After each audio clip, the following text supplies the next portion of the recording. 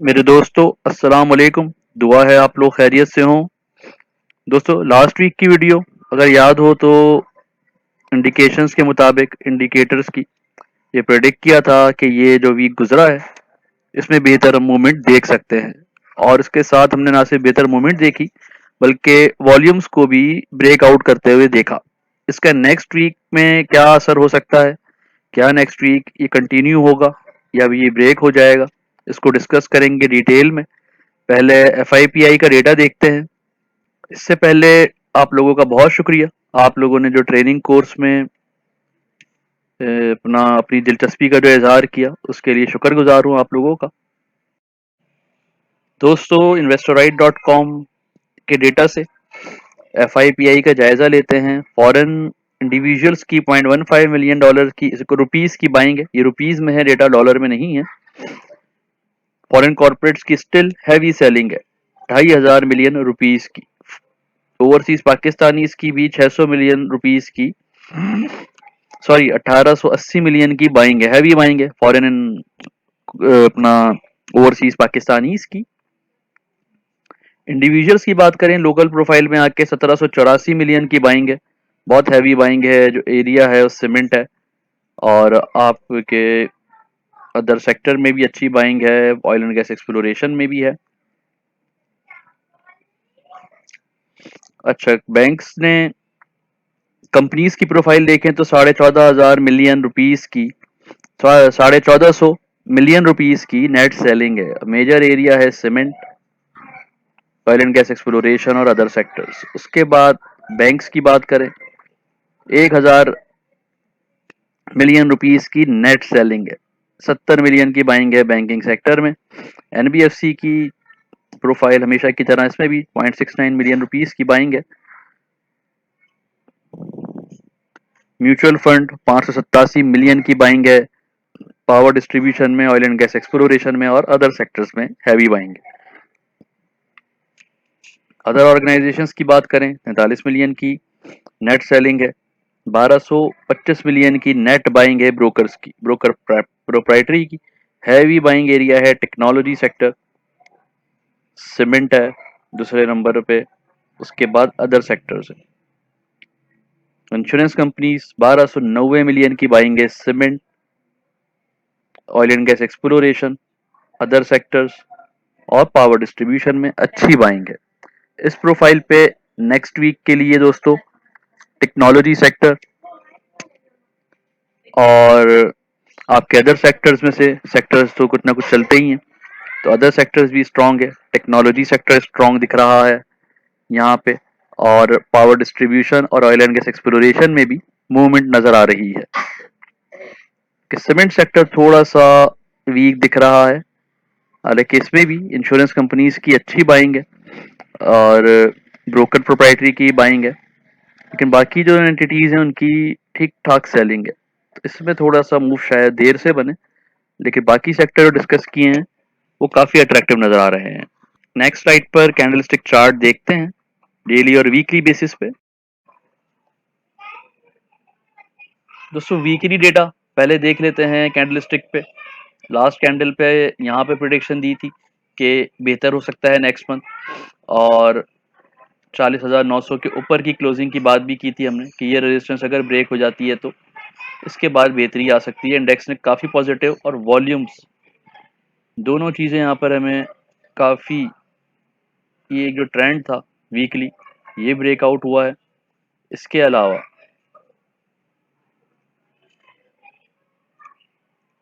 यहाँ पे अगर वीकली ट्रेंड देखें तो ये भी एक ब्रेकआउट दिख रहा है हमें। तो इसमें मजीद प्रिडिक्शन क्या हो सकती है, क्या आगे के लेवल हो सकते हैं, उनकी बात करें अगर, तो एक रेजिस्टेंस हमें जो नेक्स्ट टारगेट है नेक्स्ट वीक का वो पॉसिबली 42,900 की तरफ जाएगा। जो इंडेक्स है बीच में कोई मेजर रेजिस्टेंस नज़र नहीं आ रही, 42,500 टेस्ट हो चुकी है।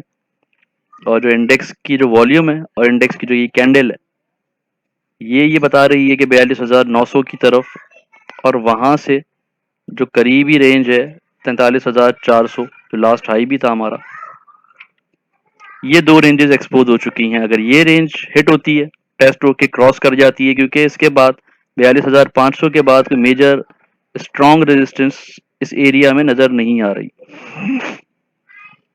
42,900 पे रेजिस्टेंस है और ये ब्रेक होती है तो 43,450 जो है ये नेक्स्ट वीक का टॉप हो सकता है। अगर टूल की मदद से देखें तो एक टनल शेप क्रिएट तो हो रही है जिसमें 43,000 रुपए पर रेजिस्टेंस है और 43,000 पर रेजिस्टेंस हमें मिलेगी भी, लेकिन डिस्टेंस बहुत थोड़ा है तो ये ब्रेक होने का चांस है। यहाँ पे इंट्राडे करेक्शन हम देख सकते हैं इस लेवल पे, लेकिन कोई मेजर करेक्शन एक्सपेक्टेड नहीं है 43,500 से पहले। आरएसआई जो है जब से मार्केट डाउन साइड पे आई है सितंबर के बाद नीचे जरूर आया है, लेकिन बेरिश जोन में आरएसआई नहीं गया। मार्केट भी इवन बेरिश जोन में नहीं गई। वीकली बेसिस पे करेक्शन था, कंसोलिडेशन थी, लेकिन स्टिल यहाँ से बाउंस बैक हुआ है। लास्ट जो लेवल है आरएसआई के, जो लास्ट पीक है वो ब्रेक हुई है और नेक्स्ट टारगेट आरएसआई का ये लेवल हो सकता है। तो आरएसआई भी यहाँ पर पॉजिटिव, यानी तीन चीजें हैं हमारे पास, कैंडल, वॉल्यूम और आरएसआई, ये हमें पॉजिटिव ट्रेंड की इंडिकेशन दे रहे हैं। चौथा देखते हैं मैकडी कि मैकडी पे क्या, मैकडी पे देखें तो यहाँ पे भी पॉजिटिव डायरेक्शन नजर आते हैं। यहाँ पे हिस्टोग्राम की लेंथ डाउनवर्ड साइड पे छोटी हो रही है और अपसाइड की जो डायरेक्शन है, इसके अलावा जो एक करेक्टिव वेव थी जो कि इवन यहाँ से चल रही थी, कंसोलिडेशन, ये चेंज होके डायरेक्शन इस तरफ हुआ है और ये क्रॉस ओवर देने की तरफ इंडिकेट कर रहा है। तो इसके बाद डेली पोजीशन देखें अगर डेली चार्ट्स पे, तो लास्ट वीक पे हमने पूरे वीक का जो हाल एक अपसाइड ट्रेंड था और हमारे पास इस लेवल पर एक कंसोलिडेशन फेज भी दिखा हमें 2 दिन और फिर दोबारा अपसाइड। जुमेरात की वीडियो पे वॉलेटाइल सेशन की पेशंगोई थी और जुम्मे का सेशन एक लास्ट डे भी था, उसकी तो उस वजह से भी थोड़ी सी प्रॉफिट टेकिंग देखी गई और एक स्टार कैंडल बनी है जो इंट्राडे पे बहरहाल खतरे का बाइस जरूर होती है, लेकिन इसके बाद अगर कैंडल ये निगेट हो जाती है हमारी, तो जो वीकली प्रेडिक्शंस है हमारी वो सही साबित होनी शुरू हो जाएंगी। इस टूल की मदद से बात करें तो इंट्राडे पर बैंड जो है एक्सपेंड हो रहा है, इसके साथ 20 डीएमए लाइन का डायरेक्शन यहाँ पे अप साइड पे चेंज हो रहा है, जो कि साइड वेज था हमारे पास सितंबर से डाउन साइड पे आके साइड वेज पोजीशन चल रही थी, up and down zigzag position में। यहाँ पे थोड़ा ये अप साइड मूव कर रहा है, लेकिन बैंड एक्सपेंड हो रहा है, ये पॉजिटिव है। इस कैंडल के बाद थोड़ा सा हम इनिशियली मंडे का सेशन वॉलेटाइल देख सकते हैं, लेकिन जो वीकली प्रेडिक्शंस हैं या वीकली इंडिकेशंस हैं वो फिर इस पे टेक ओवर कर जाएंगी। डेली चार्ट्स पे हमारे पास 42,500 पे रेजिस्टेंस मौजूद है। इसके ब्रेक होने की सूरत में जैसे उसको क्रॉस करना है, इंट्राडे लेवल पे जो टारगेट है वो 42,500 है।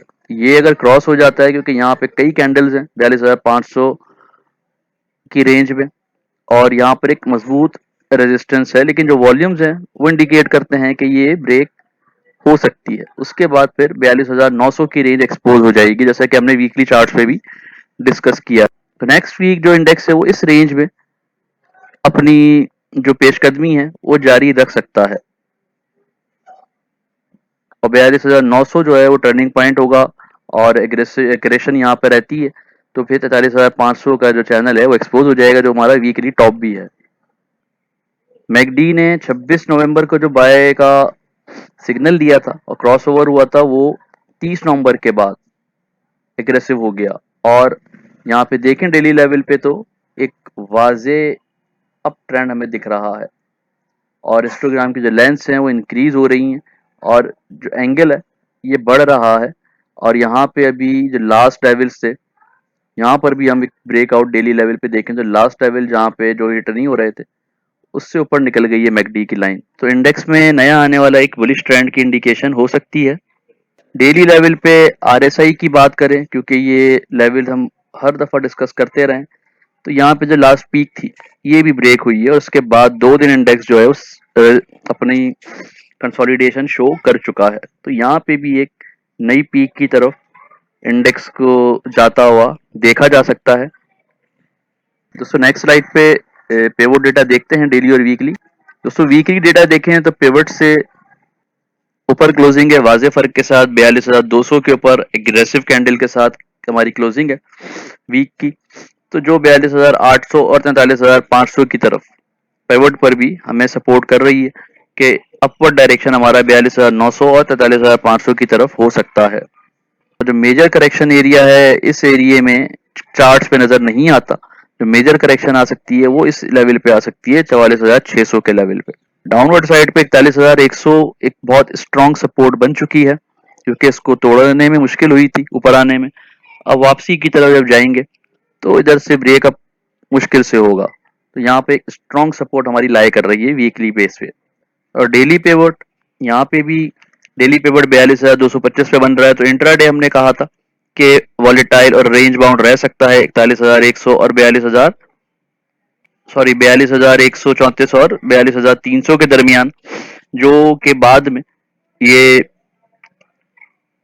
प्रेशर अगर वॉल्यूम अच्छे आते हैं तो ये रेजिस्टेंस अगर ब्रेक होती है तो 42,400 पे जो इंट्राडे टॉप हमारा रह सकता है मंडे का। लेकिन मंडे का दिन लास्ट कैंडल के बिहाफ पे, पिवट के बिहाफ पे भी थोड़ा सा रेंज बाउंड रह सकता है और स्लो रह सकता है।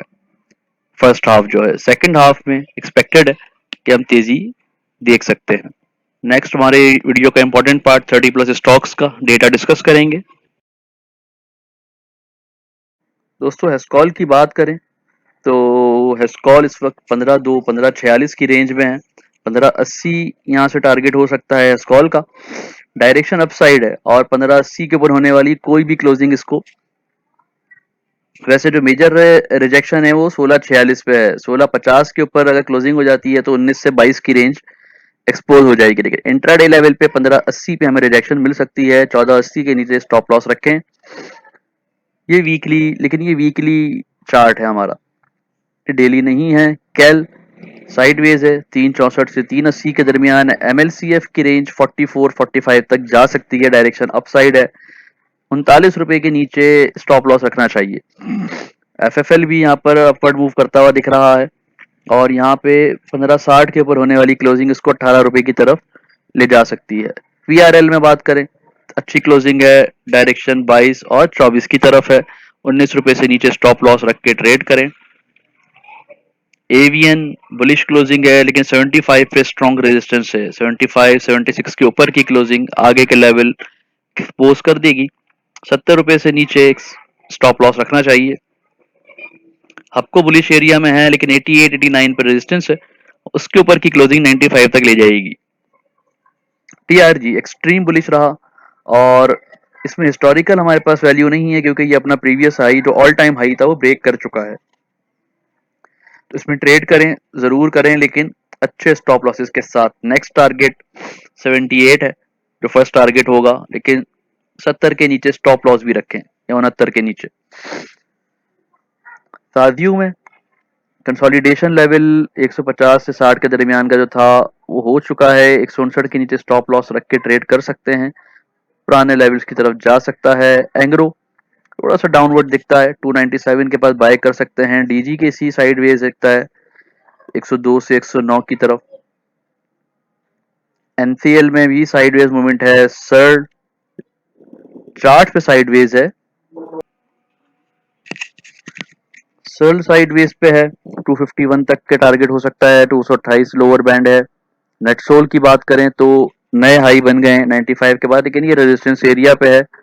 तो इंट्राडे लेवल पे करेक्शन एक्सपेक्टेड है। यहाँ पे पेल 40 की तरफ जाता हुआ नजर आ रहा है। और नेटसोल के लिए कहूंगा कि 89 के नीचे स्टॉप लॉस रख के जरूर ट्रेड करें इसको अपसाइड, क्योंकि नए हाई बने हैं तो नए लेवल जो ये एक्सपोज हो गए हैं। और एक साइडवेज और रेंज बाउंड थे, एक ही वैल्यूज हमें रिपीट हो रही थी, उससे बात बाहर आ गई है। जनरल टायर 72 पे है, 71 के नीचे स्टॉप लॉस रखें। नेक्स्ट वैल्यू 74 टू 78 हो सकती हैं। ओजीडीसी में चार्ट पे साइडवेज है दोस्तों, लेकिन 104 या 105 के ऊपर होने वाली क्लोजिंग इसको 112 और 120 की तरफ ले जाएगी। 98 से नीचे स्टॉप लॉस रख के ट्रेड करें। लक्की में 720 तक की वैल्यूज एक्सपोज हैं, 665 के नीचे स्टॉप लॉस रखें। और जेराड सीमेंट साइडवेज है 135, लेकिन 129 पे और 139 के बीच की रेंज है। 140 के ऊपर होने वाली क्लोजिंग इन लेवल्स को एक्सपोज कर देगी। कोहार्ट सीमेंट में भी साइडवेज एक्सपेक्टेड है। पायनियर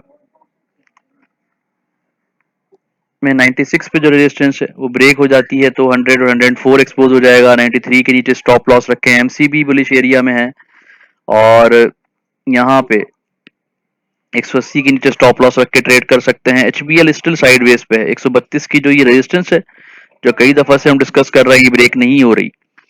यूबीएल की जो टारगेट है वो 130 हो सकता है नेक्स्ट वीक में। पीपीएल 96 के ऊपर होने वाली क्लोजिंग 100 और 105 की तरफ ले जाएगी। बुलिश एरिया में है। 89 के नीचे स्टॉप लॉस रख के जरूर ट्रेड करें। पॉल में अपसाइड वैल्यूज नजर आ रही हैं, रेंज बन सकती है। पीएसओ 201 के नीचे स्टॉप लॉस रख के ट्रेड करें, रेंज बाउंड दिख रहा है। मरी गैस साइडवेज है। एनआरएल एक्सट्रीम अप है, यहाँ से 252 के पास जाके करेक्शन आएगी तो इन लेवल्स के दरमियान ट्रेड कर सकते हैं। एटीआरएल भी बुलिश जोन में है। 184 तक की जो रेंज है वो एक्सपोज हो गई है यहाँ से, तो इसके दौरान ट्रेड हो सकता है। ईफर्ट की बात करें तो साइडवेज है। एफएफसी साइडवेज है। जीएटीएम दोबारा यहाँ पर बाइंग लेवल बन रहे हैं और यहाँ पे बाय करना भी चाहिए इसको। एनएमएल में भी बाइंग लेवल बन रहे हैं और बाय करना चाहिए इस लेवल पे। एसएनजीपी को जरूर बाय करना चाहिए इस लेवल पे। और फिरोज यहाँ पे साइडवेज चार्ट पे दिख रहा है, लेकिन डेटा पे साइडवेज दिख रहा है, लेकिन चार्ट पे इसमें अपसाइड ट्रेंड बनता हुआ नजर आ रहा है, तो इसको भी स्टॉप लॉस रख के ट्रेड करें। एमईबीएल इस वक्त यहाँ पे रेजिस्टेंस लेवल पे है, स्टॉप लॉस के साथ ट्रेड कर सकते हैं। जीएचएनएल में एंट्री लेनी चाहिए और 88 के नीचे स्टॉप लॉस रखें। 98 टू 100 यहाँ से टारगेट हो सकता है। जीएचएनआई ने ब्रेकआउट दिया है, एग्रेसिव ब्रेकआउट दिया है, तो इसमें भी ट्रेड जरूर करनी चाहिए। स्टॉप लॉस रखें 268 से नीचे और 284 टू 298 ट्रेड कर सकता है। बीएफएल साइडवेज है। लॉट कैम 1380 या 1426 के दरमियान रह सकता है नेक्स्ट वीक। पीएसएमसी में भी एक हर्डल रह गई 222, ये ब्रेक हो गई तो 250 तक का जो चैनल है वो एक्सपोज हो जाएगा, जिसके दरमियान रेजिस्टेंस तो है लेकिन आगे लेवल फिर बनते रहेंगे। टीजीएल में 95 टू 100 के लेवल एक्सपोज हैं। यूनिटी को दोस्तों यहाँ पे थोड़ा सा ट्रेड जरूर करें, लेकिन वीकली आरएसआई भी 76 पे है, तो 30 के आसपास इसको बाय करने से गुरेज करें। इंट्राडे में ट्रेड करें तो इंट्राडे पे पोजीशन भी क्लियर कर लें। पाक ऑक्सी अच्छे लेवल पे क्लोज हुआ है। 156 से 162 170 की रेंज है और इस रेंज के दरमियान ट्रेड कर सकते हैं। कैपको बुलिश जोन में है इस वक्त और लेकिन स्लो आइटम है, 30 रुपए तक जा सकता है। आईएलपी 64 की रेजिस्टेंस बीच में रह गई है, ये ब्रेक हो जाती है तो 70 तक टारगेट होगा। आईएसएल में बुलिश एरिया है, 78 के नीचे स्टॉप लॉस करके होल्ड रखें और ये नए लेवल बना सकता है। शेल में भी यहाँ से 270 तक के लेवल एक्सपोज है, 270 तक हम इसको जाता हुआ देख सकते हैं, लेकिन स्टॉप लॉसेस के साथ ट्रेड करना चाहिए क्योंकि साइडवेज दिख रहा है पिवट पे। दोस्तों ये थे नेक्स्ट वीक के लिए वीडियो और डेटा, उम्मीद है आपको पसंद आएंगे। वीडियो को लाइक करें, शेयर करें अपने अपने ग्रुप्स में और चैनल को सब्सक्राइब करें और बेल आइकन को जरूर क्लिक करें। आप लोगों का बहुत बहुत शुक्रिया।